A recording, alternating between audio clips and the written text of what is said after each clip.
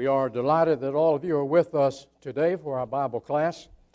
Whether you're here in the auditorium or online, we're delighted to have you. It's a little disconcerting, makes me a little nervous to have preachers in the audience when I try to preach or teach a class. Though I've preached for over half a century, it still makes me a little nervous. I may be like a little boy in about the first grade who was in a Christian school, and they were putting on a play depicting some Bible stories, and they were going to depict the story of Jesus walking on the water and saying to his disciples, "It is I, be not afraid." And this little boy in the first grade was to say those words and depict preaching here.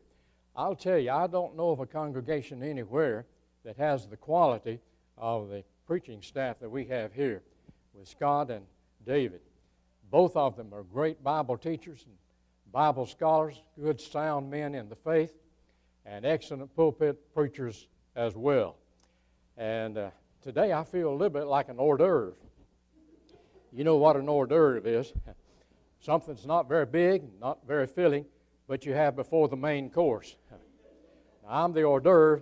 David's going to be the main course at 5 this evening. You want to be here and hear his sermon as well. We're delighted that all of you are with us today. Those of us who preach want to be understood when we try to preach or teach. If we're not understood, we're not going to communicate with people. And I remember hearing of a salesman from America who went over to China on a business trip. His wife couldn't go with him, so he just went over there alone. He got checked in at the motel or hotel, and then he went down to a restaurant nearby to eat. He went in and they seated him, and a waiter brought a menu to him, but he couldn't read it. It was in Chinese. He couldn't understand the waiter, and the waiter couldn't understand him. So he said, "I'll tell you what I'll do. I'll just point to something on the menu, and I'll just eat whatever they bring." And the waiter nodded in understanding. He went back and brought a plate out to him. This American began to eat, and he said, "Now this is good. I'd like to know what it is, and perhaps I can have my wife to make some when I get back to America." He beckoned for the waiter to come over. He tried to ask him what he was eating.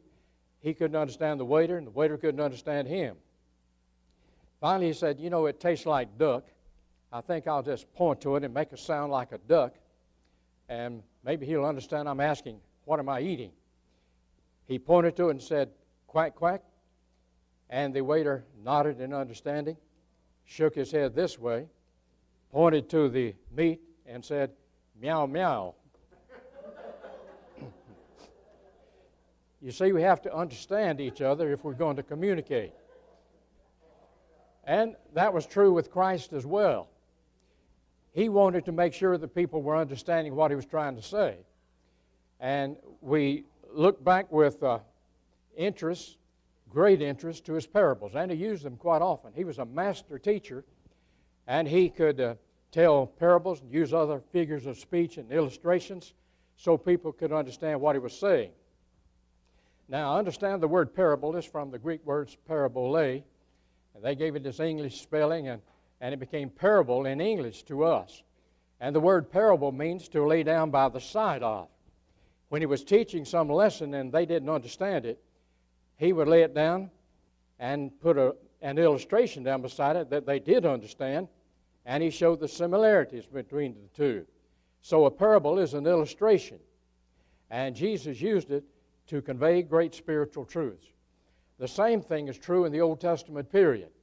In Jeremiah chapter 18, verses 1 through 6, we have a parable in the Old Testament period. We call it the parable of the potter and the clay. Let's read that together, Jeremiah 18, 1 through 6. "The word which came to Jeremiah from the Lord, saying, Arise and go down to the potter's house, and there I will cause thee to hear my words. Then I went down to the potter's house, and behold, he wrought a work on the wheels, and the vessel that he made of clay was marred in the hand of the potter. So he made it again another vessel, as seemed good to the potter to make it. Then the word of the Lord came to me, saying, O house of Israel, cannot I do with you as this potter, saith the Lord? Behold, as the clay is in the potter's hand, so are ye in my hand, O house of Israel. Now, in Isaiah chapter 64, verse 8, Isaiah tells us who the potter is and who the clay is. In that particular passage, he tells us that God is the potter and we are the clay. And so that helps us to understand this parable of the potter and the clay.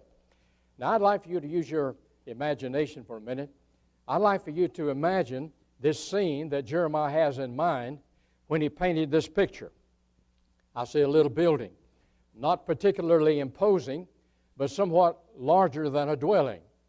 This is called the potter's house. It's the place where the potter did his work. We are ushered into the front door and then to a room in which there's a large horizontal wheel, somewhat like a wagon wheel or bicycle wheel turned on its side. And beneath that wheel there is a foot treadle by means of which the wheel is made to turn, like the old Singer sewing machines.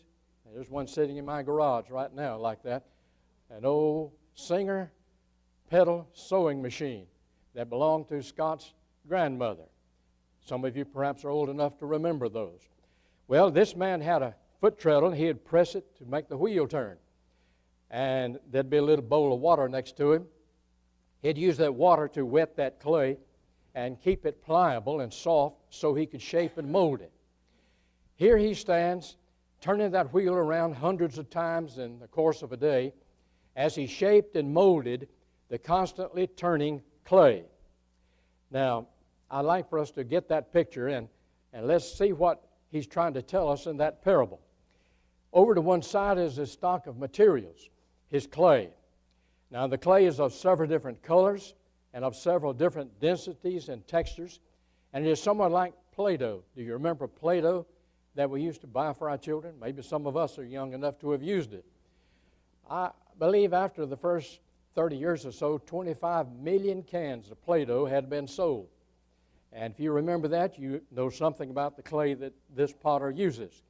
He does not use ordinary earth or dirt because it melts when water touches it. He doesn't use just sand because it wouldn't work as clay does. It must be clay. But even in clay, there are great differences. There is a vast difference in the material with which God works. That's one of the lessons we need to derive from this story. You know, the finest of china is made from clay. Think of that beautiful china in your china cabinet. It's made from clay. Think of the ugly orange-looking pot that you have flowers in outside. That too is made from clay. It suggests that there is a difference in the clay with which God works, and we're that clay. There is a vast difference in people, and as the Lord shapes and molds our lives, we come out to be different pottery because of the difference in the clay that He uses. That difference is one of the lessons that we can derive from this parable of the Old Testament. The most important thing is that the quality of that clay is up to you and me. You and I can determine the type of clay we shall be, whether we will be pliable and submissive to the hands of the master potter or not. Now, for a moment, compare this parable with one that Jesus told in Matthew chapter 13. You remember that there's several parables used there.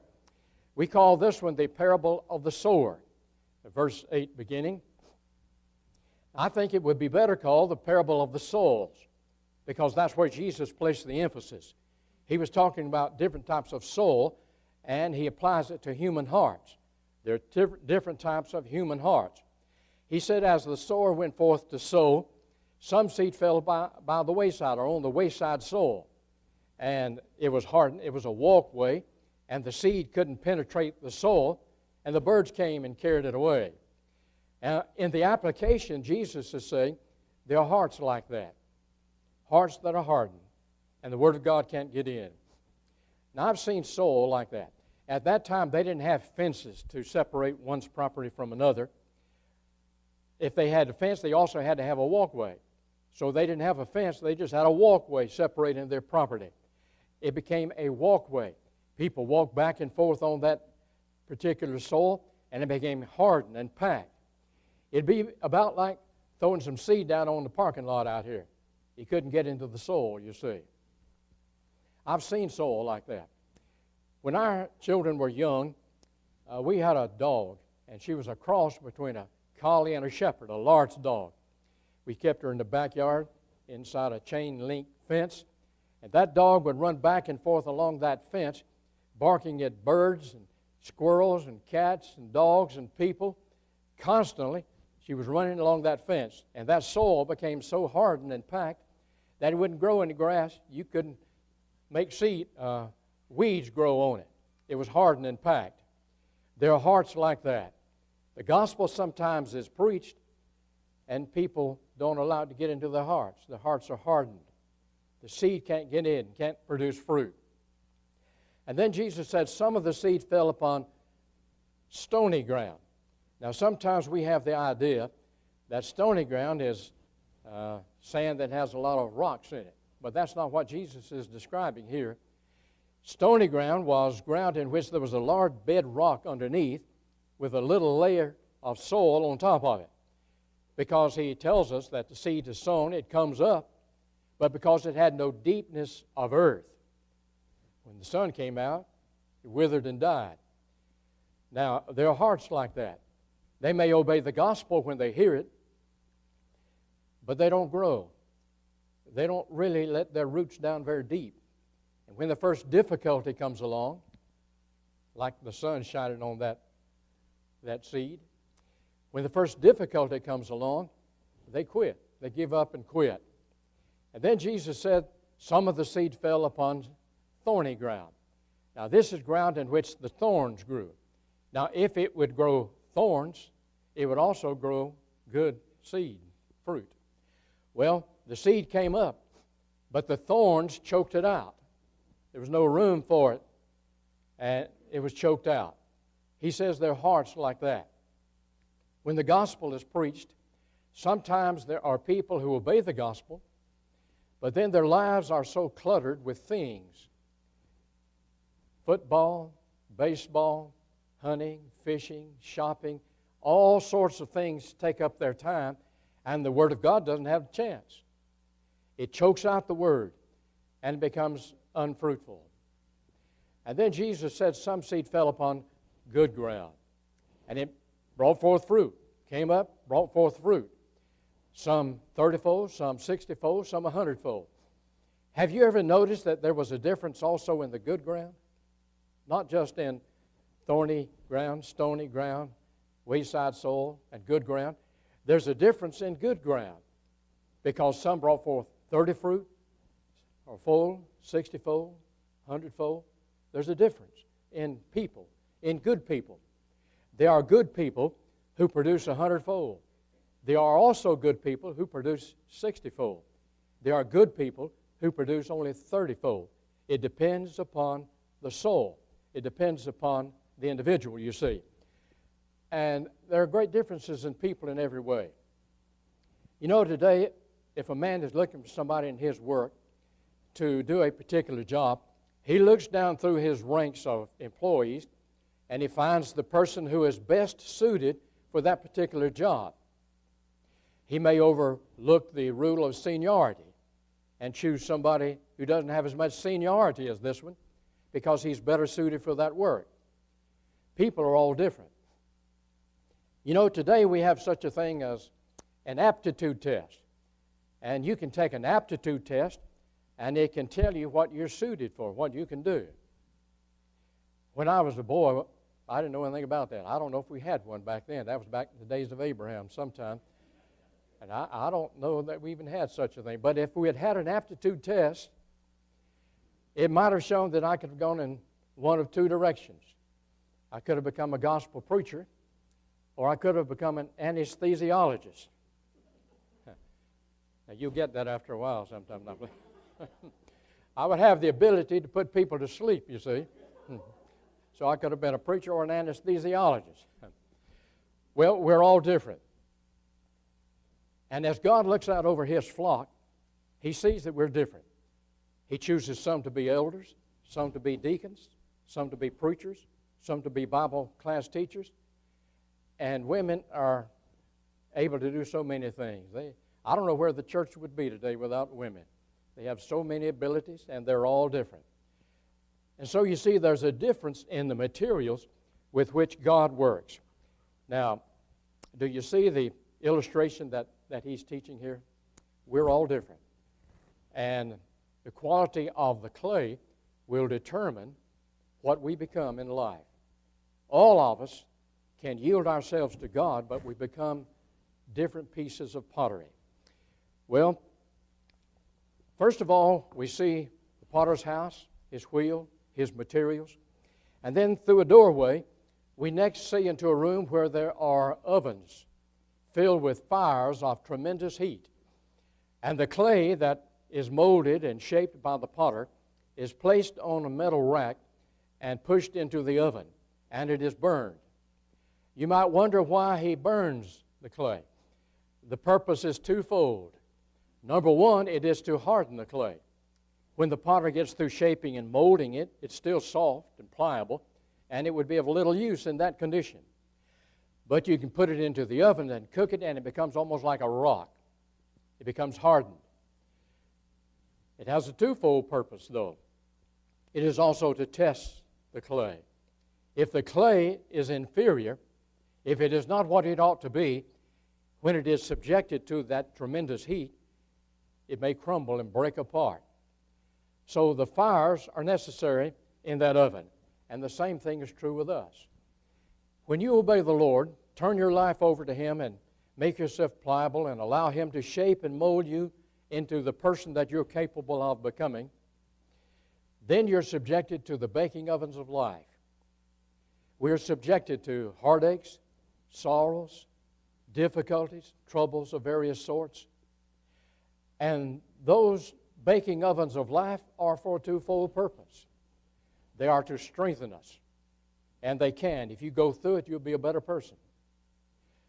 And second, it is to test us, to determine if we are of the right quality of clay. And so the baking ovens are important for the potter, and they are also important for God the master potter. They test us, they prove us, and they strengthen us. Well, do you see the lesson then that he's teaching to these people? You're a different type of person from another. And the degree to which you yield yourselves to the master potter determines what you're going to become after a while. And those baking ovens of life will help determine what you're going to become in life. Now, some are made into great people, great servants of God, beautiful pottery. Then others are become broken by these difficulties in life, and they are thrown aside as broken pottery. Next, we go into the display room of the potter's house. There are shelves along the walls, and there are tables on the floor. And on these shelves and tables are the finished products of the master's work.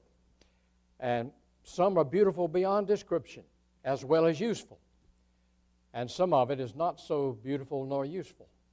It all depends upon the quality of the materials with which he works. Out back is the potter's house. Out back of the potter's house is his pile of broken pottery. This is pottery that might have been useful for something, but it broke in the process of being made. And then it was useful for nothing but to be cast out into that pile of broken pottery. We've seen the potter's house, his wheel, his materials. We have seen the baking ovens where the clay is hardened, and we've seen the finished products of his work. There remains one scene more, the potter himself. Now remember, this is a parable, and as it describes God, it describes him in terms that we can understand. It describes him as a man, a potter. Now, God is not a man. He is spirit. But the Bible uses anthropomorphisms, and that means to assign to God the parts and emotions of a human being. It's to describe God in terms that we understand. It talks about the ears of God, the eyes of God, the hands of God. The Bible uses those expressions to help us understand something of God, but He is not physical, He's not material, He's spiritual. But in this parable, it pictures God as the potter, and that helps us to understand a little bit about Him. Well, He is old. At least He's old in experience. Along His temples and along the back of His head, His hair is gray. He is not a novice in this work. He's been in this work ever since man has been on earth. And He knows how to make the very best of each piece of clay that comes to His wheel. He is determined that each piece of clay shall become as fine an object as it is possible for it to become. Well, He's a master craftsman. He's an expert. As His fingers mold the clay, there will be no faults on the part of the potter. If there are any imperfections, it will be in the clay. God is a master potter, the finest potter that you could imagine. And this potter is a genius at creation. He has the vision to see what each lump of clay can become. Not only does He have the vision to see it, He has the ability to create it. And so God is able to take each one of us and shape us and mold us into something wonderful and great. Now, this scene leads us to turn to a passage in the New Testament in which Paul writes to the young preacher Timothy in 2 Timothy chapter 2 and verse 20. Paul said, "But in a great house there are not only vessels of gold and of silver, but also of wood and of earth, some to honor and some to dishonor." Now think about that. You can go into a house and you can see various types of materials. You'll see some things are made of gold, some things are made of silver, some things are made of wood, like furniture, some things are made of earth, clay, pottery, china. So in a house, you see all those various types of materials. Now, go with me back to the background out of which Jeremiah wrote this passage. God began in Abraham to make a great nation of people. Back in Genesis chapter 12, beginning with verse 1. "Now the Lord had said unto Abram, Get thee out of thy country, and from thy kindred, and from thy father's house, unto a land that I will show thee. And I will make of thee a great nation, and I will bless thee, and make thy name great, and thou shalt be a blessing. And I will bless them that bless thee, and curse them that curseth thee. And in thee shall all the families of the earth be blessed." So you see, God chose Abraham to be a father of that great nation of people. He began to shape and mold those people into a family through which Christ would be born. And He would bless the world through that nation of people. As God shaped and molded that nation of people, it was necessary to subject them to the baking ovens of life. Remember, they were in bondage in Egypt for nearly 400 years or so, approximately. Then Moses led them out into the wilderness, and there they were subjected to the baking ovens. There was the murmuring against God at Meribah. There was Mount Sinai, the making of the golden calf and the idolatry that involved. They were subjected to temptations and other difficulties of life. They came to the edge of the land of Canaan at Kadesh Barnea. God told them to go into the land, and I'll give you the land. I'll fight your battles for you. But they didn't have the faith. They were faithless. And God turned them back to wander in the wilderness for another 40 years. When they came to the edge of the land of Canaan the next time, they believed in God. They were ready to go in.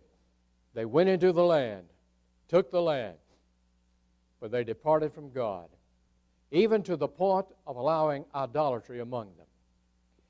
So you see, they were subjected to the baking ovens, and then they didn't make it. They became just broken pottery. God began in Abraham to make a great nation of people, and they turned away from Him. And God sent Jeremiah to those people to say, "I'm the potter and you're the clay. And you have rebelled against me. You are not obeying my will. And unless you turn back to me, you're going to be just broken pottery and thrown aside." Well, we know the history of Israel. They did not change. They turned away from God, and that race was dispersed throughout the world. And they became just broken pottery, thrown by the wayside. They could only dream of Jerusalem and its beauty that they once knew. They could only dream of that great kingdom of David.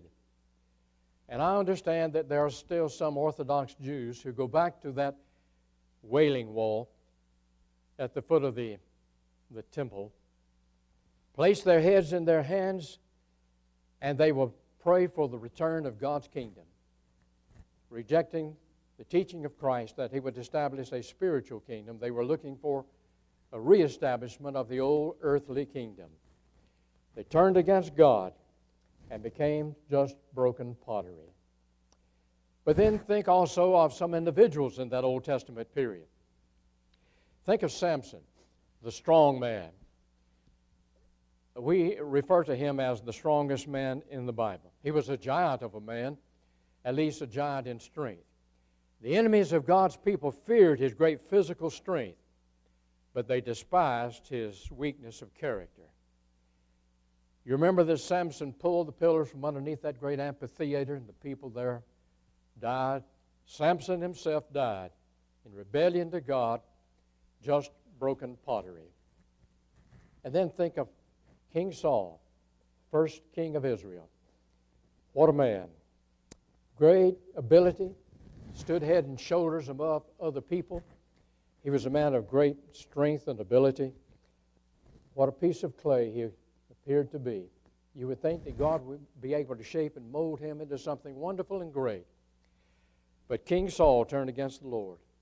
Later he became so self-centered and so self-willed that he became just broken pottery and died of suicide on Mount Gilboa. Broken pottery. And then there was King Solomon, David's son, who became king of Israel. What a man he was. Beautiful to look upon. Great personality. He had great wisdom, and God gave him a special degree of wisdom. He had great promise. Think what King Solomon could have done if he had yielded himself fully to the will of God. But he did not. He was broken pottery at the end. And so, you see, Paul tells Timothy, in a great house you have all sorts of things, some of gold, some of silver, some of wood, some of earth. And spiritually the same thing is true among people. You have people made of different qualities, different types of clay. Some are made to honor, some to dishonor. Now, altars of idolatrous nations were erected during the reign of Solomon, and God had to cast them aside as broken pottery. You remember, old King Solomon had all those wives and concubines. I remember one little boy was describing that, and he said Solomon had 700 wives and 300 cucumber vines, but 700 concubines. And he allowed those women to lead him astray away from God. Well, we see great lessons in this story, and one is the fact that we can be made unto dishonor. But the important thing is we can be made unto honor. Paul said, some unto honor. Think of some of these great people in the Old Testament. Think of Joseph, for example. God chose Joseph when he was just a boy to be the man who would save the nation of Israel from starvation. God began to shape and mold the life of Joseph. But then he was subjected to the baking ovens to prove him and to strengthen him. His brothers hated him. They sold him into slavery. He was taken into Egypt and sold into the house of Potiphar. And in Potiphar's house, he was subjected to even hotter fires. Potiphar's wife tempted him to commit fornication with her. But Joseph had been taught well by his father. God had shaped and molded his life into a great vessel. And Joseph did not yield to temptation. And he was cast into prison for something he did not do. He was there at least 2 years. Remember, he told Pharaoh his dreams. the meaning of them, and it meant that there'd be 7 years of plenty and then 7 years of famine. And Joseph said you need to gather up food during the 7 years of plenty so you'll have something to eat during the 7 years of famine. Pharaoh took him out of prison and placed him over that food program. And when Joseph's family back in Canaan was about to starve to death in that famine, they heard there was food in Egypt. And Jacob sent 10 of his sons down into Egypt to get food, and they had to go before the man over the food program. Who was it? Joseph himself. Joseph recognized them, though they didn't recognize him. He did not reveal himself to them at that time as to who he was. That came later. But Joseph provided food for his family. Were it not for Joseph in that position, they could have starved to death. But God's providence had been training Joseph to be the Savior of that nation of people. Joseph was made unto honor. I don't know of an Old Testament character who was more nearly like our Lord than Joseph. What a beautiful piece of pottery he became. And then there was Daniel. Daniel was taken away into Babylonian captivity. These Chaldeans saw great promise in him. They said, we'll feed him the king's food, fatten him up, and make him a servant of the king. But some of that food was contrary to God's law for the Jews. And in Daniel 1 and 8, we're told that Daniel would not defile himself with the king's dainties. Now, Daniel made some enemies over there because he wanted to do the will of God instead of doing what they wanted him to do. He refused to do their will. They devised a plan to have Daniel put to death, thrown into a lion's den. Daniel stood firm and prayed only to the God of heaven, not to the king. Daniel was thrown into the lion's den, but the lions wouldn't eat him because he was all backbone. You don't want to eat backbone. Daniel was a man of courage and strength, and the lions wouldn't eat him. Daniel became a great leader over there serving the king in those foreign countries, doing the will of God. He became a beautiful piece of pottery. His life stands there yet in all of its radiance and beauty, bringing glory and honor to God. In the New Testament, there were others like them. John the Baptist, Paul the great apostle to the Gentiles, women like Mary and Martha, Dorcas, Lydia. And the thing is, at one time they were just clay like you and me. Clay. But they yielded themselves to God, the master potter. And God shaped and molded their lives into the great people they were capable of becoming. By yielding themselves to God, God made a beautiful piece of pottery out of those great people. We still remember them. Paul, John the Baptist, John the Apostle of Love, and all those women who meant so much to the cause of Christ. The point of all of this is that each one of us is a piece of clay. Each one of us is just a piece of clay. And if we will give ourselves to the Lord, yield ourselves to Him, He can make us into the person we're capable of becoming. Many years ago, I came across a poem that expresses what I'm trying to say this morning. A poem entitled, "The Touch of the Master's Hand." Listen carefully to his words. "'Twas battered and scarred, and the auctioneer thought it scarcely worth his while to waste much time on the old violin, but he held it up with a smile. 'What am I bidding, good folks?' he cried. 'Who'll start the bidding for me?' $1, $1, then $2. Only $2? $2, and who'll make it $3? $3 once, $3 twice. Going for $3, but no. From the room far back, a gray-haired man came forward and picked up the bow. Then wiping the dust from the old violin, he played a melody pure and sweet, as a caroling angel sings. The music ceased, and the voice of the auctioneer was quiet and low, and said, 'What am I bid for the old violin?' And he held it up with a bow. $1,000, and who'll make it $2? $2,000, who'll make it $3? 3,000 once, 3,000 twice. Going and gone, said he. The people cheered, but some of them cried, we don't quite understand. What changed his worth? Swift came the reply, the touch of a master's hand. And many a man with life out of tune is battered and scarred with sin, and auctioned cheap to the thoughtless crowd, much like the old violin. A mess of pottage, a glass of wine, a game, and he travels on. He's going once, he's going twice, and he's going and almost gone. But the master comes, and the foolish crowd never can quite understand the worth of a soul and the change that's wrought by the touch of the master's hand.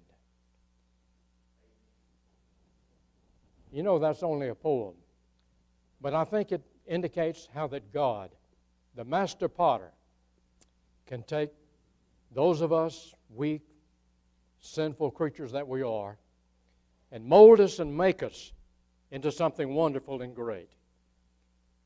God has the power to do that. God can make us into something that we're capable of becoming. I've seen such lives, and so have you. They are among us.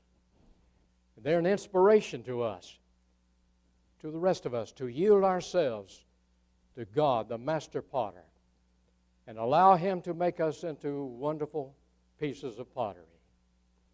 That's our desire. And that's the message of that parable found in Jeremiah 18, verses 1 through 6. I like that song that we sometimes sing in our worship. Have thine own way, Lord, have thine own way. Thou art the potter, I am the clay.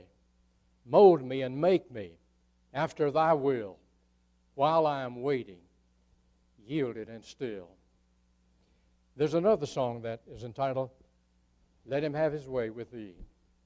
If that's our attitude, if we will turn ourselves over to God, be submissive to His will, He can make us into the person that we're capable of becoming.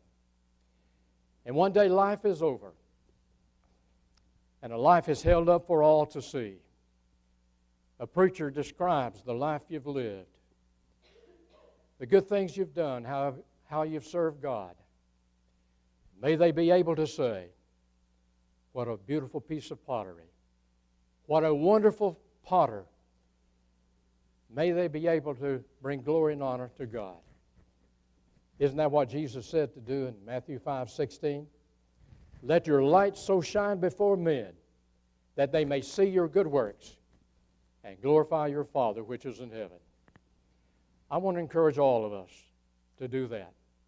Be the kind of clay we ought to be. Turn ourselves over to God. Be submissive to His will. And He can make us into the person we're capable of becoming. Well, our time is almost up.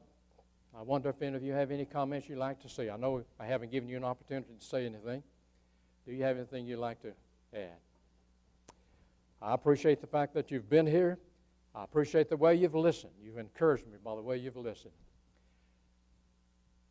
I said I was an hors d'oeuvre earlier. You're going to have the main course this evening. Now come back at 5 o'clock. Hear Brother David preach the gospel. Good to have all of you with us today. Thank you.